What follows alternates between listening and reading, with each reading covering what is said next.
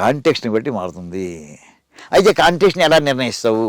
అది మొదటి కాంటెక్స్టా రెండో కాంటెక్స్ట్? దీనికోసం మన వాళ్ళు మీమాంసా శాస్త్రాన్ని డెవలప్ చేస్తుంటే అక్కడ బ్రహ్మాండమైన పెద్ద డిబేట్ జరిగిందండి. వేదవ్యాస మహర్షి, జైమిని మహర్షి ఇద్దరు కూర్చున్నారు. వాళ్ళిద్దరు కాంటెంపరీస్, ఒకే కాలంలో వాళ్ళు. ఇద్దరు సమవయస్కులే, కానీ జైమిని మహర్షి వ్యాస మహర్షి దగ్గర చదువుకున్నారు కూడా. ఏమండి, అప్పుడు ఆ ఇద్దరు అడిగారు. వాళ్ళ టాపిక్స్ ఎలా ఉంటాయి చూడండి.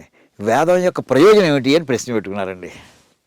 వేదం దేనికోసం వచ్చింది, అసలు ఎందుకు చదవాలి నేను, లేదా వాళ్ళని వేదం చదవాలని ఎందుకు చెప్పాలి? జైమిని మహర్షి అన్నారు, ధర్మం తెలుసుకోవడం కోసం వేదం చదవాలయా అన్నారండి. దానికోసం ఆయన శాస్త్రం డెవలప్ చేశారు. అథాతో ధర్మ జిజ్ఞాస. అంచేత ధర్మం తెలుసు, వేదంతో కంఠస్థం చేసావు, నీ విషయాలు అర్థం తెలియలేదు, అర్థం తెలుసుకోవడం కోసం, ధర్మం అంటే ఏమిటో తెలుసుకోవడం కోసం వేదం చదవడం అయ్యా అని ఆయన అన్నారండి. పక్కన వ్యాస మహర్షి, ఈ ధర్మాన్ని తెలుసుని ఏం చేస్తావు? అంతే కదా, ధర్మం యొక్క ప్రయోజనం ఏంటి అంటే సుఖంగా ఉండడం కాదు. ఆ సుఖం ఎప్పుడు వస్తుంది? ఏం చెప్పారండి, పరబ్రహ్మమును పొందినప్పుడే నీ ఆనందం వస్తున్నాయా. అంచేత వేదం యొక్క ప్రయోజనం, అల్టిమేట్ ప్రయోజనం అంటే ధర్మం మధ్యలో ఇంటర్మీడియట్ స్టెప్. అది అల్టిమేట్ స్టెప్ ఏంటంటే అథాతో బ్రహ్మ జిజ్ఞాస అని ఈయన రాశారండి. అంటే ఉన్నది వేదవాక్యమే. వేదవాక్యంలో ఏది ధర్మం వరకు. ఇప్పుడు ధర్మానికి మామూలుగా మనకి న్యాయానికి తేడా ఏంటంటేనండి, ఇప్పుడు మనకి న్యాయస్థానాలు ఉన్నాయి, న్యాయవాదులు ఉన్నారు, ఏమంటే తర్వాత న్యాయాధికారులు ఉన్నారు, జడ్జీలు ఉన్నారు, వీళ్ళందరూ ఉన్నారు. ఇదంతా న్యాయమేనండి. న్యాయం అంటే నీ బుద్ధితోటి నువ్వు నిర్ణయించేటటువంటిది. ధర్మము అది కాదండి, వేదము నిర్ణయించేది. ఒకట ఇది ధర్మమా అధర్మమా అని నిర్ణయించాలంటే వీళ్ళ బుద్ధి కాదండి, అది వేదంలో ప్రమాణం ఉందా, అక్కడి నుంచి ప్రారంభమవుతుందండి. ఇది అంతా కూడా ఏంటంటే అల్టిమేట్లీ ఇక్కడి నుంచి ప్రారంభమైందండి విభజన. మీమాంస శాస్త్రం దగ్గర వచ్చాక ఇక్కడ ఇంకా ధర్మమా అది వేదోక్తమైందా కాదా. ఇది ఈయన జైమిని మహర్షి రాసిన దాని ఏమిటంటే ఆయన యజ్ఞపరంగా నువ్వు సుఖంగా ఉండాలి. నాకు అర్జెంటుగా ఇంటో ప్రాబ్లం ఉంది, పిల్లలు నా మాట వినటం లేదు, ఈ పని చేయమంటే చదవట్లేదు, వాడు చదువు రావాలి, చదువు రాదు ఉద్యోగం ఎలా వస్తుంది, తర్వాత ఫ్యామిలీ, వాడు చదువు మీద నా దృష్టి, వాడు ముందు నా మోక్షం గురించి కాదంట ఏ తండ్రి అంతే సామాన్యంగా లౌకిక.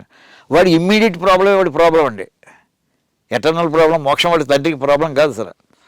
అలాంటి వాళ్ళ కోసం చెప్పినటువంటి పూర్వమీమాంస అండి.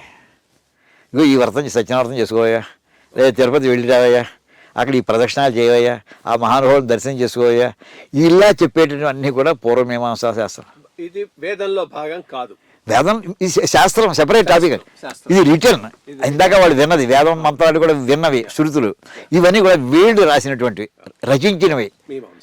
ఆ చదువుకుని వేదం చదువుకుని ఇది ఏమండి, ఇది క్లియర్గా ఈయన చెప్పినటువంటి వేదవ్యాస మహర్షి చెప్పిందంటే అల్టిమేట్ స్టెప్ కూడా చెప్దాం.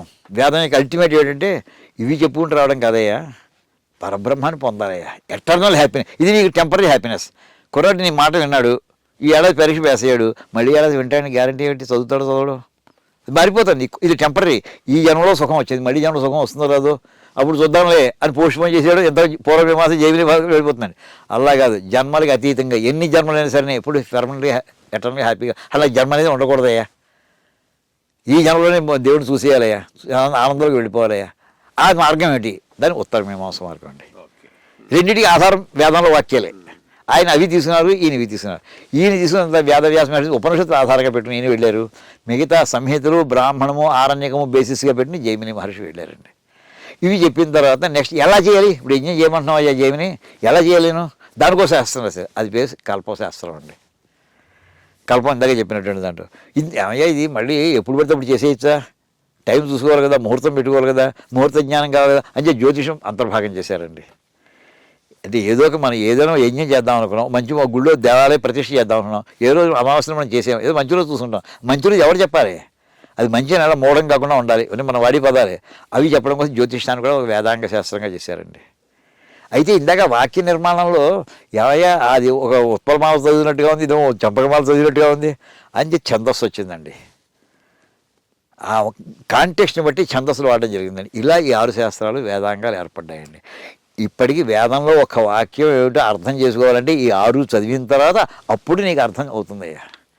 వేదార్థం అనేది ఏదో నేను వేదం చదివేసిన అర్థం చెప్పేసండి, ఇది భ్రష్టు పట్టిపోతుంది. ఇదే ఇలా ఉండగా దర్శనాలను ఇంకో టాపిక్ ఉందండి.